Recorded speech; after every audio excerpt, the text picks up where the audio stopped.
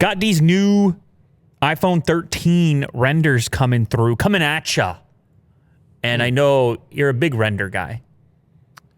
I can't pass up a render because I know you're a big render guy. Sure. You ever rendered anything before? Of course I have. Hey, man, take it easy. I used to work on Maya, actually. Yeah? V-Ray. Easy? Yeah. Bragging.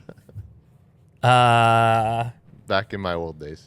Yeah, we know. Good times. We've only scratched the surface with Willie Doo because the type of things he's gotten into outside of this show, including the rendering, the time that you spent at sending rovers to space. No, I can't give any credit. No. That is... we were joking earlier about how difficult that is compared to the task of many people at any given time, like just the number of parts and components. I'll be talking about it later in the show. But anyway, so these iPhone 13 renders, something stood out to me. Now, these are provided via Let's Go Digital. It's good looking, by the way. I like what they did with the camera section. They've it looks like it's sort of flattened out a little bit, blacked out, which is a thing that's been rumored in the past.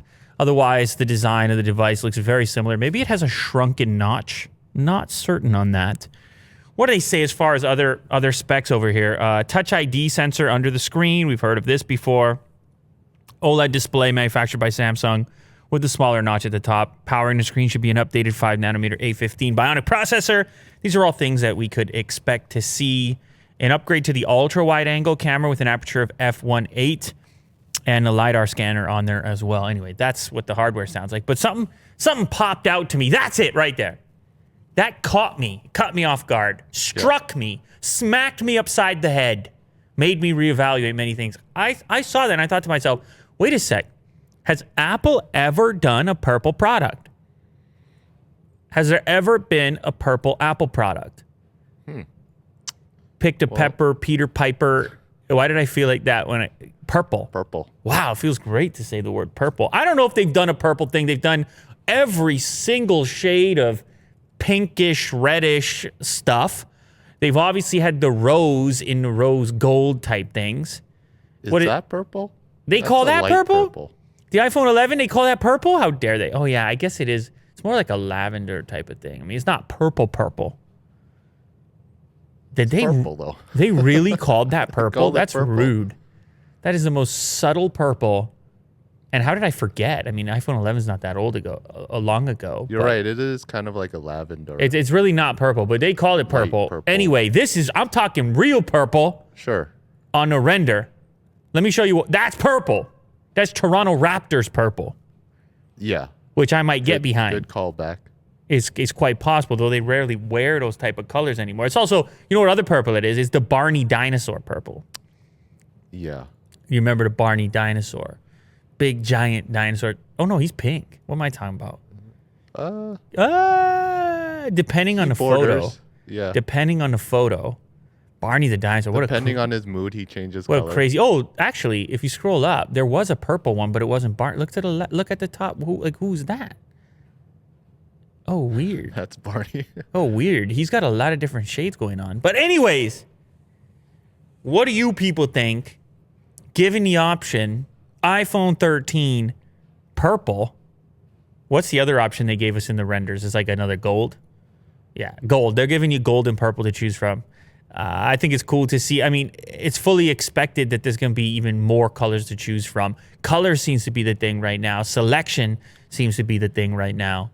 Everybody wants that personal touch. And I think it's about time that Apple embraces the purple phone. Yes, absolutely. And 13 could be the perfect opportunity. Lots more to come. First, a word from our sponsor, Mint Mobile, today. I mean, who doesn't want to save a few bucks on their wireless? Who doesn't want premium wireless starting at $15 a month with nationwide coverage? I'm talking about, I don't know, unlimited talk and text and high-speed data? I don't know. Please. I don't know. Does that bother you, Will? Does that make you uncomfortable? Trying to imagine unlimited talk and text plus high-speed data delivered on the nation's largest 5G network? By going online only, You eliminate the traditional costs of retail, and that's how Mint Mobile passes those savings on to you.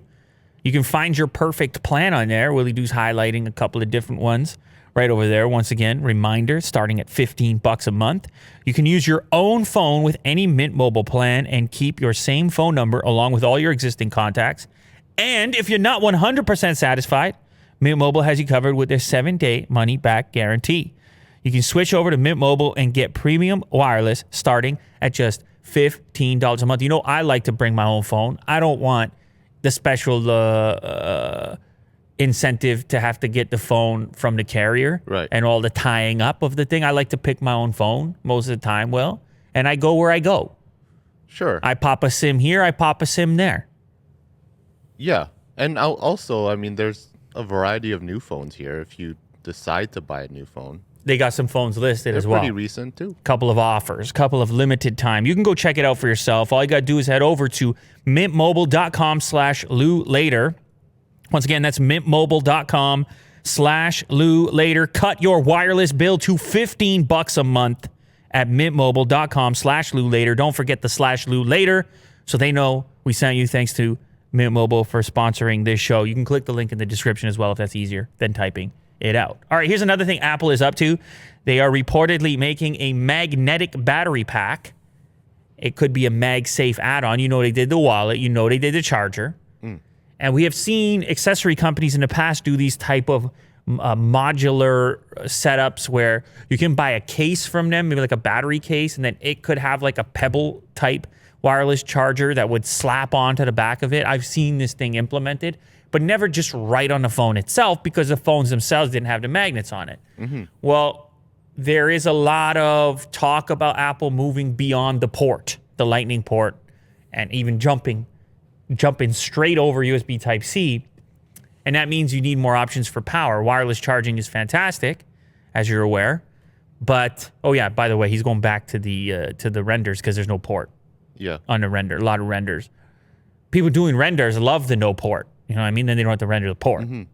And you would know because of your history rendering. Sure, yeah. No ports. It's a big no-no. In the rendering community, the ports are a no-no.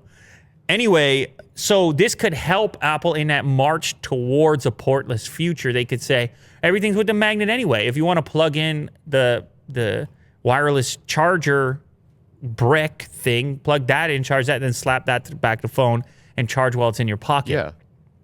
This is the idea. Now, obviously, there's complications with such a thing because you're creating heat when you're charging, and your pocket can already be hot. You catch me on a hot day, it's a hot pocket. Delicious. No, not the delicious kind. No, not the delicious kind. I'm saying I can heat up. I was thinking about this the other day. Maybe I was talking to Mo, maybe I was talking to Kirk about how, I'm built for this climate over here. I don't mind the cold. Yeah. But you catch me in the desert, you catch me at Las Vegas for the CES show, you catch me in Dubai, you catch me in India, China, etc. Yeah, it's a hot pocket. It's a hot pocket. Yeah. All right, and then I have to walk around in search of ice water and air conditioned in your hot pocket. Yes, and air conditioned premises. In which case, I don't know if you remember that time in China I was shooting that video. I think I was stripping down. I think I was removing clothing. Yeah. I think I might have had pants off. To be fair, did I? Or just? I don't think so. I think I did. Oh, you weren't there. You can't weigh in, dude. I wasn't there. If you, I think I was in that. I think I was in that office building, and I was waiting for ice water, which is impossible to get in Shenzhen. I'm kidding. All right, relax. And I think I was removing clothing items to try to prepare. Well, I was probably out of the building. Prepare myself. You probably ran away, which is a smart move. But anyway, so this is going to add some heat because you're having this power transmission. Wireless chargers create heat. So these are things you're going to have to figure out in engineering. But there was already talk of them doing a stronger magnet, if you recall, because some people wanted that. And it's a differentiating factor for them as a brand, as a phone. There's not a lot out there that has the magnet in it. So everything they can build on top of that helps them have this extra incentive to choose the iPhone, and then also lock you into the ecosystem if you have all these variety of power accessories kind of exclusive to your phone. Sure, and also you can you can share the battery pack too with your friend or family member. So long as That's they useful. also purchase If they have an iPhone. Apple branded goods. Yeah. You see how it goes, Willie? Yeah. You might even send them an iMessage to let them know you're about to share your MagSafe battery pack. Yeah. You see how it goes, Willie? Give them a heads up. Huawei is going to be cutting its smartphone shipments in half this year. They have let their various suppliers know not to expect similar orders to the past. This U.S. sanction situation has obviously made its impact. It worked. I guess it worked as far as crippling Huawei. The company has told suppliers it plans to order a significantly lower number of smartphone components this year. Its handset shipments are expected to decline by more than 60%, actually. According to Nikkei Asia, Huawei has informed suppliers that it plans to order enough components for 70 to 80 million smartphones this year, which is a drop of more than 60% compared to the 189 million phones that the company shipped in 2020. Some suppliers expect Huawei to further cut that number and order enough components for only 50 million handsets. Wow. So they're still in there. They exist. You have the CEO of the company who's now petitioning the new president, Biden. So you have Ren Zhengfei. He's petitioning Biden. He says, okay, Trump's gone. Let's sort it out. Yeah. He said, let's have a meeting, whatever. Apparently nothing's been sorted out. Biden ain't having it. Biden ain't hearing it so far. I mean, maybe he's going to hear it. I don't know. But so far, nothing has opened up, so they had to cut the thing, which they've got some interesting stuff coming out, including this Mate X2 foldable next week. Oh, yeah. But it appears like, as far as the market for it, it's a shrunken market. And increasingly, it's tough for people outside of China to consider these devices even if the store showed up, even if you were able to get Google services on these devices, like snap of the fingers, Biden says, all right, fine, here's the pen stroke. You're still a little bit nervous because you're like, man, this is a big investment. I spent $1,000 on this thing or more. And I'm concerned that those rules could change again. Yeah. So it's when it comes to a brand and branding, and once the damage is dealt, it's hard to flip it around, which is why they sold the Honor brand, and maybe they just sell the premium portion of the smartphone brand. I don't know. Branding, man. Here's another thing they could do, or they are doing. They could just turn to pig farming. Tried and true. Okay. Let's see where this goes. I want to just leave you with that for a minute. Not the pig farming itself, but modernizing pig farming. I don't know if you knew this, Will, but pig farming in China is kind of a big deal. China has the world's biggest pig farming industry. It's home to half of the world's live hogs. You didn't know that? No. Half. Holy. I mean, it's got billions of people, but anyway, Huawei wants to be involved in modernizing the pig farming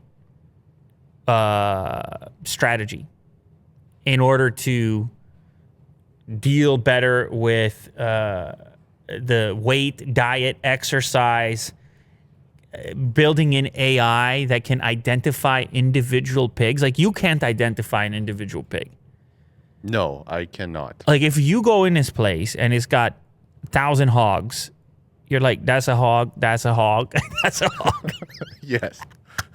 One of them has a spot on its shoulder. No way, Will. You don't know these things. Yeah. I bet you, though, there's some farmer who's tuned in and tuned up, and he's saying, I don't need no AI. I know exactly which hog that is. Yeah. Because he's just, for so long, got the experience. But if you have like hundreds? Thousands. I mean, yeah, thousands. Yeah, that guy knows. That guy knows. Does he? Well, I'm saying you'd be surprised with experts in anything. It's amazing how sophisticated people can become if they do enough of something. Repetition. Yeah. Anyway, I'm just saying you would fail horribly, and so would myself. Yeah. That's all I'm saying. But anyway, they want to do facial recognition, AI, so that they can detect diseases and track individual pigs without actually having to do so in a labor-intensive way manually. That these these systems could pick up diseases, because they could pick up a hog that has, for example, its behavior is altered in a way mapped across what the normal thing would be, and then identify that specific one, pull it out, test it sooner, things like this. So it's not just Huawei that wants a piece of this business, but they're just looking at ways to diversify their business and to modernize traditional businesses, this being one of them. Just kind of a funny transition that I could not avoid, because I went straight from Huawei cutting smartphone shipments to Huawei turns to pig farming. Like I couldn't ignore that combination of things. It was presented to me, and it you got something else. This article is very strange. Like it's just talking about you're talking cars? Smack about the BBC right now. Cars, and then there's coal mining. It's got everything in it. Huawei. It's got anything in it that you want. Interesting. Earlier this month, Huawei founder and chief executive Ren Zhengfei announced a mining innovation lab in northern China. Look, they're trying to diversify, man. Sure. Yeah. You would do the same thing. Yeah, Samsung does it. You would do the LG same thing. does it. You would do the same thing. Yeah. You would do the same thing. Oh, how about this? Perseverance rover lands successfully on Mars. Shout out. Damn! Stuff is hard. I watched a video and they're like, touchdown, and they're like, woo! And I'm like, no, that's Mars! I felt like somebody had to be shouting. Yes. But then again, that's normally what I feel. And you were suggesting I should do it here on this show. So then therefore, hopefully there can be some level of rubbing off of enthusiasm here. Oh, that's cool. Look what Google did. That is cool what Google just did. Did you know it was going to do that? No, I didn't. Give that one more go. Okay. Give that a refresh. Check it out. Boom! By the way, he just Googled Mars Perseverance, and the entire Google page is fireworks. Celebration fireworks. So that's very cool. Anyway, I watched a lot of content on this. So many people that worked on it. Such a long trip. It all comes down to this final 7 minutes as the entire package tries to slow down in order to make its landing approach on actual Mars. And then this lag time of transmission because it's so far away, trying to get the message. Is it okay? Is everything all right? We're working for years on this. And just examining the rover itself, autonomous controls and all the materials and parts. I said to you, how many parts go into this thing? How many engineers developing just one specific tiny part that will be a part of the rover itself? And they don't design it to look nice. Everything is designed for utility. Function. Yes. Function. And all while knowing so that the whole thing could fail and that your work might not work out. Some really cool features here, including the little drone attachment, the stowaway helicopter, everything coming off solar, and the samples. Yeah, and then that's the other thing. So this time around, the rover is going to collect samples of the Martian surface, and it will actually leave them on the surface to be collected at a later date by some next vehicle, which will then actually send those samples back to Earth. Yes. I mean, you could watch the animations. This is incredibly, it's so far away, it's hard for you to fathom organizing something like this. Yes. You know what I mean? Like, Will, you could show me a schedule and be like, this is all the things you have to do in this day. And I'd be like, ah! It's just one, clean the pantry. There's one thing on the to-do list, I collapse. But it's just, yeah, it's I really feel that it's hard to comprehend the magnitude of the thing because it sort of fits in with all the other events in our internet lives. Like it's just another YouTube video or it's just another YouTube live stream. But at the same time, you need to adjust your vision a little bit to say, no, it's not. It's actually not. It's actually the culmination of something far more sophisticated and labor intensive and all the rest of it. So anyway, I just wanted to give a shout out. Your favorite video is this one, the insane engineering of the Perseverance rover from Real Engineering on YouTube. You can go check this one out. Willie do really like that one. Obviously, Mark Rober made a video as well. He was formerly at NASA himself. Anyway, just super exciting, cool. Get the samples back at some point. Figure out if life was ever there. Wow, Mars. Congrats. Oh, and we got the Mars donut yesterday to celebrate. Yeah. Almost forgot.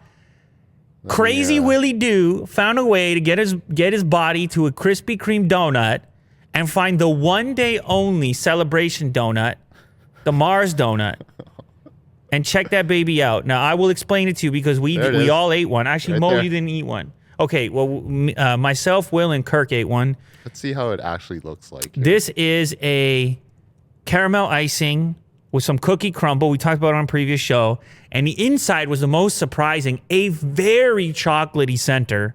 Yes. With a chocolate cream filling, but almost like a mousse sort of. Like not like a pudding. Like a lightweight, but a strong chocolate flavor. And you can't even link to it anymore. Because it's a one day only. The Mars donut. Yeah. Super limited, one day only. They took it off the site. But it was a wonderful time. It's delicious, by the way. Delicious. And shout out to Willie Doo for pulling it off. Yeah. Because I didn't think it was going to happen. And he actually got it, and we actually ate it. I don't know. Have we talked about this next story? Have we talked about the PlayStation 5 controller problems? I don't remember. No. Okay. We skipped it last episode. So there's been this lawsuit, class action, I guess, around the joystick drift on PlayStation 5 controllers. Apparently, this is a thing that can plague any analog thumbstick situation. I haven't personally experienced it. However, I have to admit that I haven't logged a tremendous number of hours on the what is it? PlayStation 5. Let's just get it out there. Are you trying to put me on the rails here? What is Would you care to explain to us, Will? Since I can only guess, but I'm sure you can, have. I think Will just told me to move along. He's like, all right, go ahead. Yeah. What's this controller drift?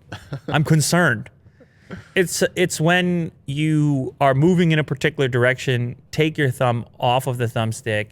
It's in a stationary position, right? But the character in the game continues to drift in that direction. I see. It's receiving some sort of slight input that is unintended. You don't want it, obviously. You don't ever want a controller moving without you intending to move. Now, there's a number of reasons why this can happen, and of course, iFixit has aimed to get to the bottom of it. The original class action lawsuit was around Sony knowing this was an issue, and then this end user suggesting that the warranty program that Sony offers was not convenient or sufficient as far as replacing it. Like he was going to have to ship it back on his own dime and a bunch of other things along those lines. So anyway, iFixit cracked it open, and they identified the maker of the joystick modules, a company called Alps Alpine. What a name. Alps Alpine, a Japanese company. And they saw that on the spec sheet for that particular joystick, there was an operating life cycle of 2 million cycles on that series. And by iFixit's estimation, after measuring the controller interactions of one of its own engineers, it could mean that someone gaming for 2 hours a day could begin to experience issues in as little as 4 to 7 months, depending on the game. This all comes down to your input, doesn't it? It all comes down to your input, the game that you're playing, how often you're activating this potentiometer. It's very complex stuff, but it is possible. Yes, of course, it's possible that you could have run into this particular issue. Now, I kind of have a little history with this. Not the drift itself, but thumbstick issues on the earliest Gen 1 PlayStation 4. And maybe I didn't make a video. It was about the stuff wearing down. The whatever material that they put on the surface of the PS4 controller, the rubber that was on the thumbstick, was wearing off super easily. It was Gen 1 stuff. It was on the early models, and I thought it was an issue, but Sony quickly fixed it. They stealth fixed it, and they changed the material, and then it was never a problem afterwards. So My thinking is that they could do the same thing here. They could come along and improve the performance. Yeah, you're getting the picture. That's exactly what was happening, particularly in games with a lot of forward motion where you were that's the one right on the bottom edge. With a lot of forward motion, I was playing NBA 2K in those days, and you're constantly pushing up because the camera swivel. You're always pushing up on the bottom part of the thumbstick. Anyway, they fixed it. I think they'll figure out how to fix this, but some people want to get paid in the meantime for their damages and problems, and that's what the class action's all about. But anyway, you can go check out the teardown on iFixit if you want even more information. It's kind of actually pretty cool to see the teardown, but you can see those components that are in use and then look up the spec sheet yourself. And also, I guess, weigh in down in the comments if you have a PlayStation 5. Are you experiencing this drift or not yet? Have you heard about this situation in Texas with the cold? Uh-huh. I have. Yeah. Especially on TikTok. Like, it's all Texas. Frozen homes and I'm sensing a trend here, Will. What, TikTok? Yeah. I like TikTok. Your number of TikTok references on this show are skyrocketing. Yeah. Starting to remind. I'm a fan, you know? Do you have an agenda? Maybe. Secret TikTok promotions in the show? Yeah. Texas got hit with a storm, with a once in 100-year type of cold snap that they were unprepared for and experienced. Well, I mean, of course unprepared for. I mean, maybe not of course, but it's an unlikely event. And that's what happens with these natural events, Will. I'm not trying to turn it into anything more than that. It's an unexpected event, and an unexpected event often leads to unexpected consequences. That's kind of the way things go. Anyway, the reason I chose this story, I mean, obviously there's a lot of people suffering. If you're in Texas, shout out. Hope you're doing well. Hope you found the warmth. Hope you figured something out. Yeah. Because it's for real. It is actually like, and no power. Like, I've seen people are freezing indoors. I've seen a lot of water damage as this stuff starts to melt. Yeah. It's broken pipes. A lot of places are not insulated there the same way as here. Obviously, the power setup, power generation, and distribution, and everything got disrupted, right? Yeah. So power and heat. Anyway, the reason I chose this story because Tesla Powerwalls actually worked to help some people who found themselves in this situation. You can see the electricity at this one house on the street over here. These, of course, are the things that, it goes in the garage, and the solar panel powers up the battery pack. The battery pack acts sort of like a battery generator, power generator. It's just power stored on the battery, but they're huge batteries, so you can actually run your house, or at least an important portion of your house for a period of time. I don't have one of these things, potentially up to like 48 hours or something. And what is it here? Yeah, well, here's an example. There's a screenshot of 22.5 total backup hours inside of one battery. Houston Sunrun customer and employee Robert Soldat has a home solar and battery system that provided him nearly 46 hours of backup power during the rotating blackouts. 46 hours is not bad, Will. Yeah. That's going to get you through most blackouts. Uh-huh. And I know there's going to be some people watching saying, well, can't you just have a generator? Sure, you can have a generator. You're going to have fuel on hand for something like this. And that's probably smart too, as an alternative method. But it's still cool nonetheless to see how some of these technologies can help out in a pretty serious time of need. Like, you know how you love a gadget or a product when you really need it and it comes through? Yes. Like, this is the ultimate version of that moment. You had this battery sitting there, you told your wife or husband or whoever, like, you bought this thing and you're like, this is going to come in handy. One day. This is really important. Yeah. And then you get the 100-year cold snap and you power up the battery and you look down the street and you're like, damn, it actually did matter. And so that's kind of cool. But certainly people should probably, when it comes to emergencies, have multiple sources of energy and energy options. Yes. Because you don't know exactly what you're in for. Now that's a Tesla product. Here's another Tesla story, actually more specifically Elon, talking more about that Bitcoin purchase, which many found to be interesting, many found to be motivating. He has explained the $1.5 billion Bitcoin buy as not something he's super into, but instead just something that's slightly better than money, regular money. He clarified in a couple of tweets here.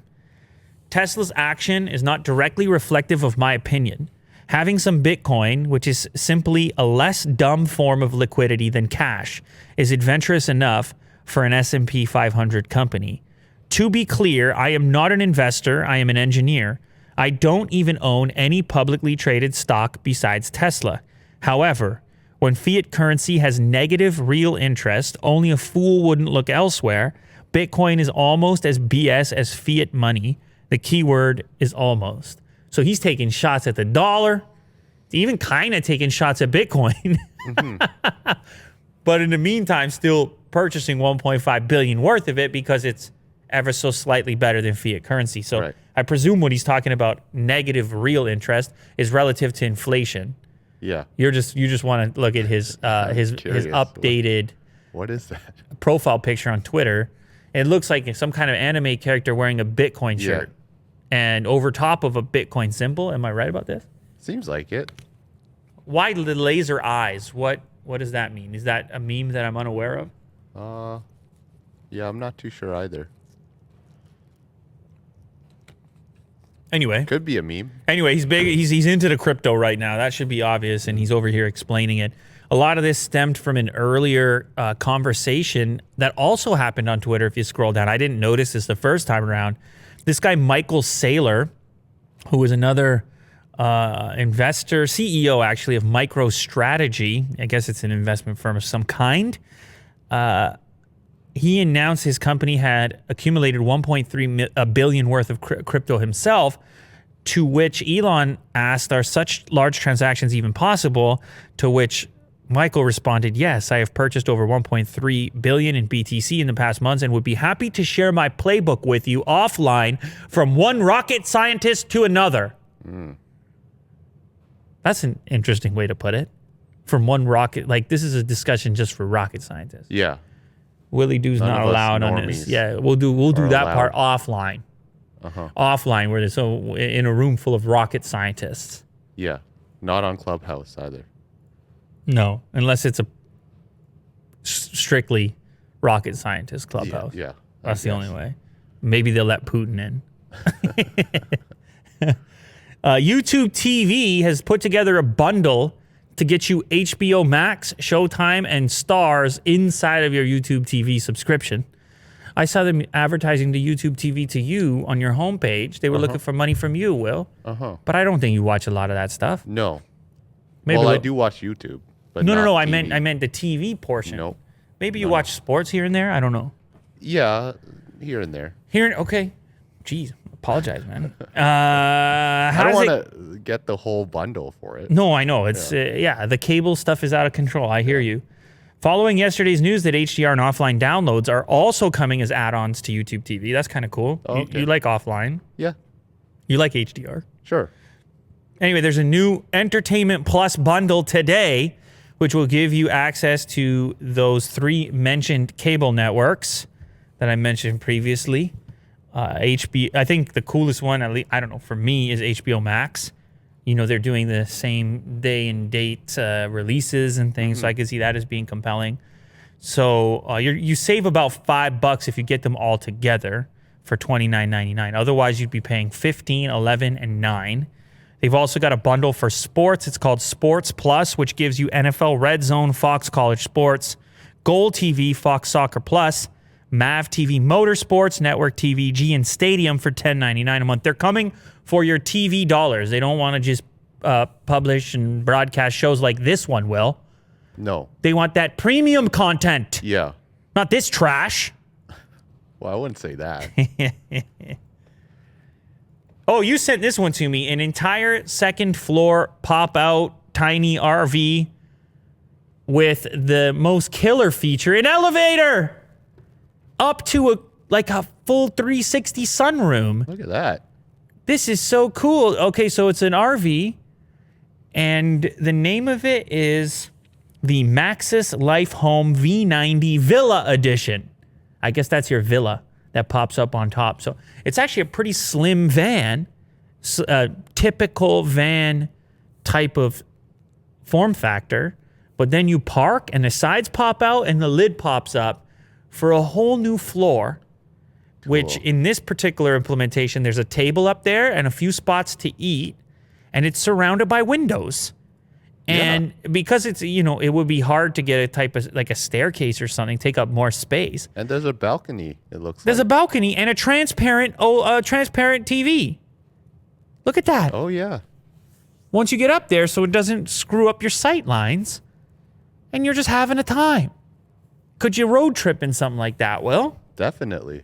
This would be the only thing I'll road trip with. So once these slide out walls jump out, it increases the floor space to 215 square feet inside the RV when it's parked. There's a fairly spacious sleeping berth located above the driver's cab, which leaves more room in the back for a large L-shaped couch and respectably sized kitchen. Other amenities include LED lighting throughout, touchscreen interfaces on the walls, voice controls, and a transparent OLED TV backed with a window so you can still enjoy a picturesque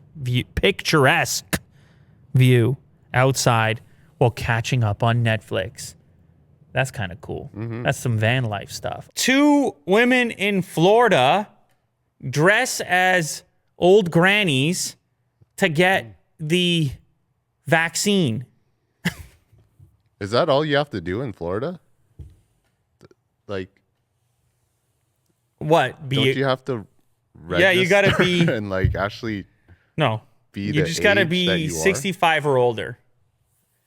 Oh. And this was a 34-year-old and a 44-year-old woman that dressed up as grannies in order to get the vaccine, so they could receive their second shot. They effectively got the first shot. Oh. But when they went for the second shot, they got called out. And the police actually figured them out and banned them. And I don't know if they want to press charges or what. Here's the quote. "You know what you have done? You've stolen a vaccine from someone that needs it more than you. And now you're not going to get your second one. So that's a whole waste of time we just wasted here on this. So we're at the point right here, but just for your selfishness of stealing a vaccine." Whoa. And then they follow it up. "Okay, this is a trespass warning. You are hereby warned that you are not licensed or incited to be on these premises and may be arrested if you refuse to leave or return at any time in the future at this building or the other buildings, the parking garage, everything, anything, the whole property here. It's ridiculous that you're even here right now." That's what the deputy said. Not very happy, obviously. Now, what's weird is they didn't look super old in the video clip that I found, but maybe their disguises were already taken off, because the original article that I read suggested that they were wearing like a bonnet and like old lady outfits. But that's them there. You can play a little bit of the clip if you want. There's them getting caught.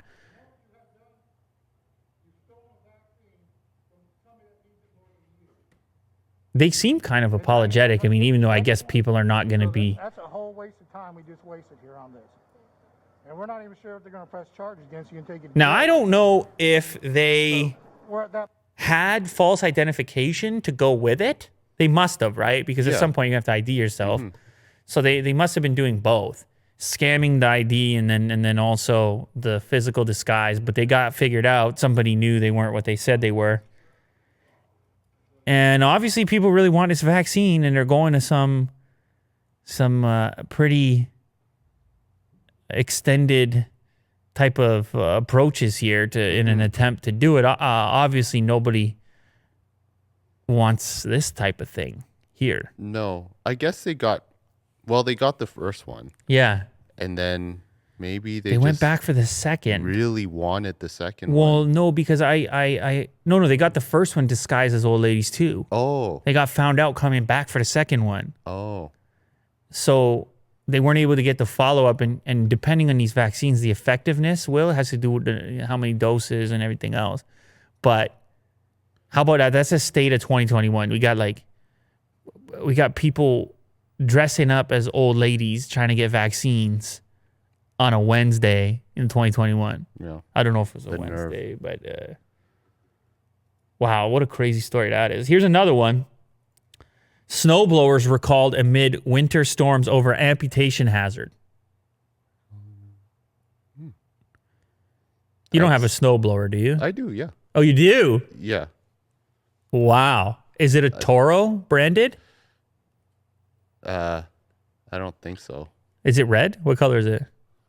Green. Green. Was it a John Deere? What do you got going on over there? I don't know. It may be. Either way, you're blowing snow. Sure. Yeah. Anyway, have you ever examined how it actually operates? I did, yeah. I'm curious. I'm not going to tell you how it works. Why? If that's what you're saying. Why? Okay, fine. It's like a coil, right? Where the snow goes in and then the coil kind of leads them into like a tube that just kind of blows it out, right? Yeah. Does that look dangerous to you at all? Oh, yeah. What's the dangerous part? The coils. It's kind of sharp. And it kind of leads the snow into like this little tube. Yeah. So that part that you're talking about is called the auger, that you're calling a coil. Yeah, it's called the auger. And Toro's recalling 6,700 snowblowers because of a faulty auger that can fail to disengage when the lever is released, posing an amputation hazard. So presumably what happens here, now nobody did this, but they're putting a recall out anyways, but so the way that this would be an issue is that the auger itself at the bottom part would not disengage. It would keep spinning, and then somebody would try to manually stop it. Oh, yeah, that's not a good idea. Like would try to manually either put a hand in there or a foot. And so I'm reading through this article. I'm like, first of all, that's a terrifying proposal. But then I end up in the comment section over here and people saying, having owned and still own snowblowers, I have never stood in front of one while it was running and stick my hand or foot in to see if it was still rotating. If you are inclined to do that, you need to buy a couple of shovels instead or move to a warmer place. Yeah, I agree with them. Followed by dead on, common sense is seriously lacking nowadays. Followed by ditto. Followed by pro tip, if the auger does not disengage, do not attempt to stop the auger with your hand or arm. Turn off the machine. People are mad. I've owned a couple blowers in my life, and regardless of the defect, moving or not, anyone who sticks their hands in the auger deserves whatever they draw back. If you can't figure that one out, let someone else blow your snow. Harsh in the comments. Pro tip. Harsh in the comments, but yeah, I get what they're saying. It is, I suppose there's a common sense aspect to it, but what can you say? It's a pretty, it would be a terrifying result for somebody who didn't follow the protocol, and obviously Toro doesn't want to get sued, and therefore they're going to put the recall out there. And, so did it happen? It's going to have to get fixed either way. No, it hasn't. But it's just there has been a disclaimer. So they have the lever which engages the auger, gets it spinning, and it can't. The faultiness is it won't disengage. So people may panic and do something dumb because they can't turn it off. They can't disengage it, and so that's the reason for the recall. They're saying without getting it repaired due to the recall, then it could pose that particular risk.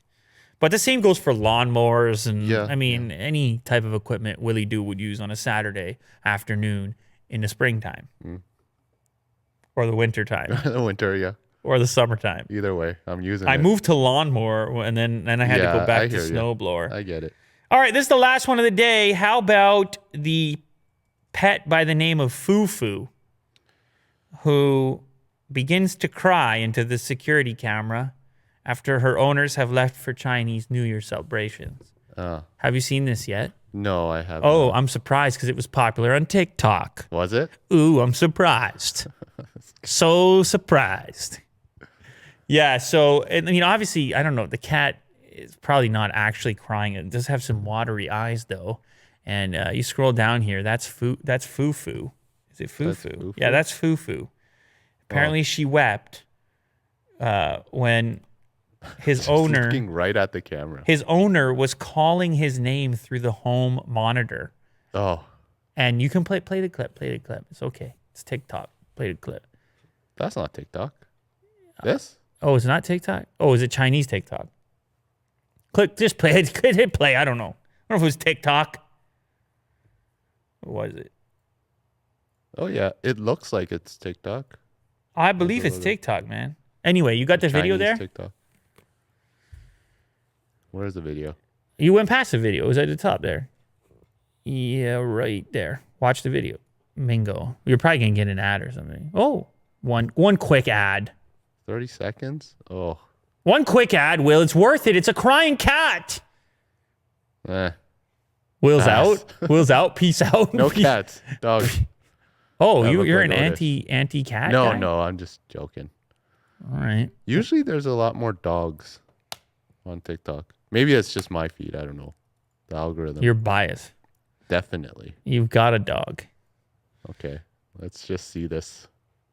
Here we go. We need volume, though. We need volume. Oh, yeah?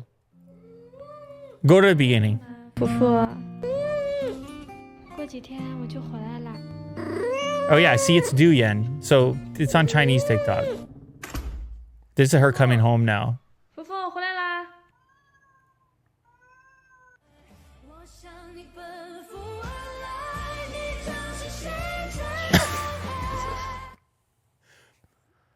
Did you even see the crying part? I did. No, you didn't. I did. The I tearing put of them the on. eyes. I see it right now. It's on the screen. Yeah. It's very cute. Yeah, I don't think Sure. I don't think it really means much. I think that cat just has like watery eyes.